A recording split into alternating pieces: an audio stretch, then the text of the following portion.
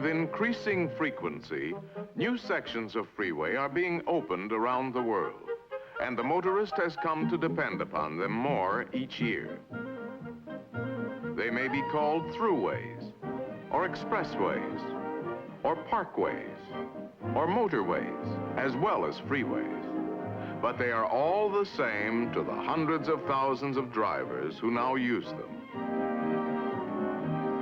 However, the freeways are a world to themselves. They have their own practical driving rules, and they have their own special kinds of problems, usually caused by motorists who ignore these rules. We've all seen such types, specimens like those we call Driverius timidicus, the timid soul, and Neglectorus maximus, the careless, seemingly unconscious driver. And most of us have had a brush with Motoramus fidgetus, the impatient, discourteous motorist. What's the matter up there? Move it, come on, move it! With bad driving habits and techniques, cause accidents and tie-ups that are dangerous and time-consuming for everyone. But there are other freeway problems too, and they often start right here, off the freeway. Of course, there is a certain type of motorist usually involved. There he is now, a nice enough fellow, but the type who never takes care of things. He never seems to learn. So let's call him Stupidicus ultimus. Ha! What a worrywart! Look at the old fuss budget. He is often rather contemptuous of anyone who takes such simple precautions as walking around the car for a look at the tires. Mr. S hasn't looked at his tires since he bought the car, so of course they've been run ragged. He hasn't had the motor or brakes checked either. If the car runs, he simply drives it off without a thought. Stupidicus just doesn't realize that on the freeway, the demands on every part of his car are much greater. A slick, threadbare tire is usually the first thing to go. Uh-oh, there goes my tire. Of course, this can cause Stupidicus to lose control of his car. But if it doesn't, that worn-out tire suddenly becomes very precious to him, and he will actually stop quickly in a traffic lane. Of course, this is the worst thing he could possibly do, and just for a tire that was almost certainly ruined anyway. On the freeway, seemingly minor things, unusual little noises or vibrations, should not be ignored. A carelessly tightened wheel working loose, a rising temperature gauge, a rattling hood latch slightly damaged in a parking mishap can mean real trouble at freeway speeds. Uh-oh, there goes my tire.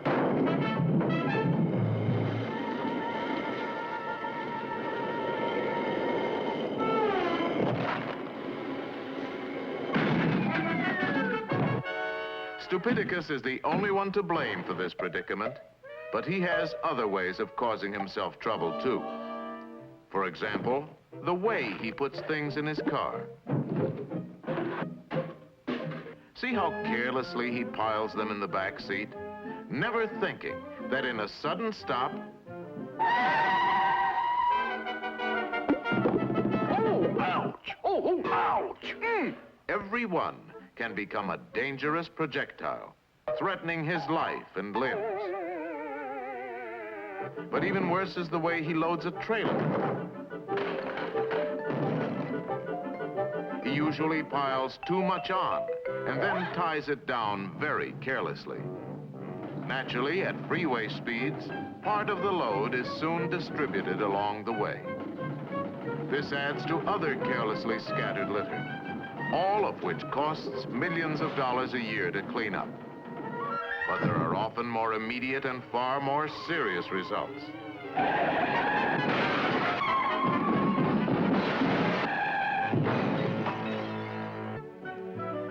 another cause of trouble for Stupidicus is his unreasoning belief that it is most economical to buy just enough gasoline for immediate needs. 2 gallons, bud. That ought to get me there. Without any reserve fuel for possible delays or miscalculations, eventually there can only be one result. Uh-oh, I'm out of gas.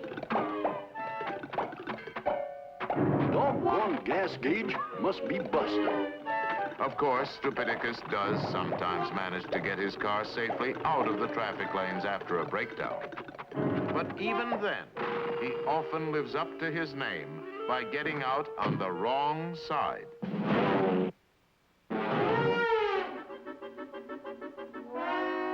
Or sometimes trying to make repairs while actually standing in a traffic lane.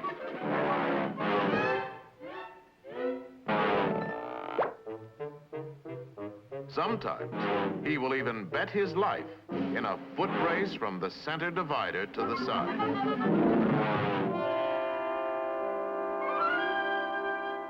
Once in a while, in spite of all precautions, a breakdown will occur. This is a serious matter on a busy freeway, but the dangers can be lessened by following a few common sense rules. First of all, remember that you are in a flowing stream of traffic that cannot be stopped quickly. So if trouble develops, look around and plan your moves. There is nearly always time for that. Next, be sure to give clear signals of your intention before doing anything. Now move carefully but firmly to the side. The outside preferably, if it can be made safely and in time. Almost any driver will be courteous enough to drop back if he realizes you're in trouble. Once off to the side, get well out of the adjacent traffic lane. Get out of your car only if it can be done safely. And even then, stay as far from the moving cars as you can. If it can be done safely, a raised hood is a rather universally recognized distress signal. But warning devices, such as flares or reflectors, should be carried also. 3 or 4 in a bundle secured under the front seat. Always look out for spilled gasoline or other fire hazards before lighting flares, and set them carefully. Set at least one about 50 paces back on the edge of the road, even a bit farther if stopped over a hill or around a curve. Another near the car is recommended, and any such devices are especially vital at night. It's easy to see that good mechanical condition is essential. But there is something else equally as important: the driver. Aside from his car, the condition of the driver, mentally and physically, is vital too. For example, he will put in a hard day's work at the office, getting ready to leave on a vacation. Maybe even attend a little farewell party. Happy vacation. Have a good time.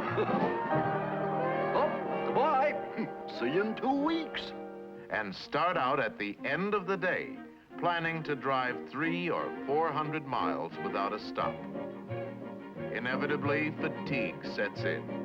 But Stupidicus keeps going because he doesn't realize the danger. Let us pause and see what he's up against if he has to stop suddenly. Remember that for a driver to see something, decide what to do, and then take action, usually takes from 3/4 to a full second. Brakes are applied only after that time. When fatigued, a driver may take 2 or 3 times as long before using his brakes. Of course, alcohol can make this problem even worse. But in addition, an intoxicated driver, confronted by an emergency, will often use very poor judgment and take unnecessary chances.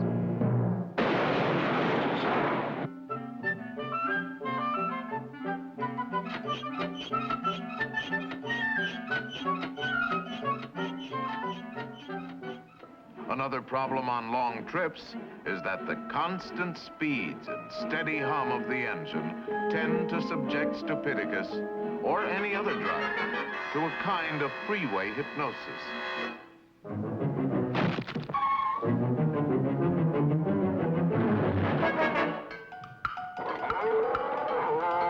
This is a serious hazard, but it can be overcome by occasional stops off the road for a moment's rest and refreshment. Finally, Stupidicus doesn't seem to realize that adverse weather conditions always exaggerate and intensify any freeway problem, and that extra care must be taken at such times.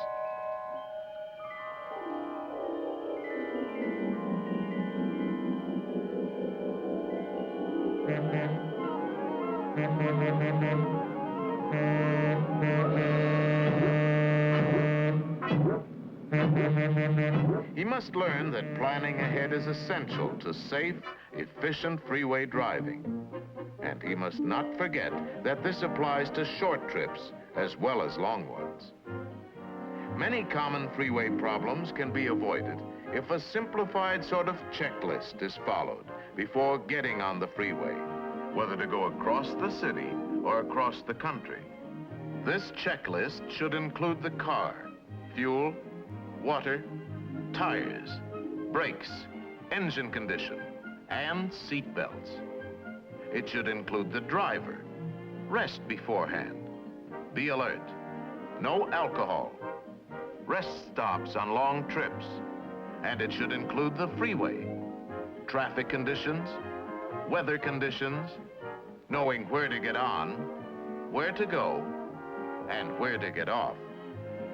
And there is one more item to be included always. One for which there is no substitute. Plain common sense. Yeah, just plain common sense.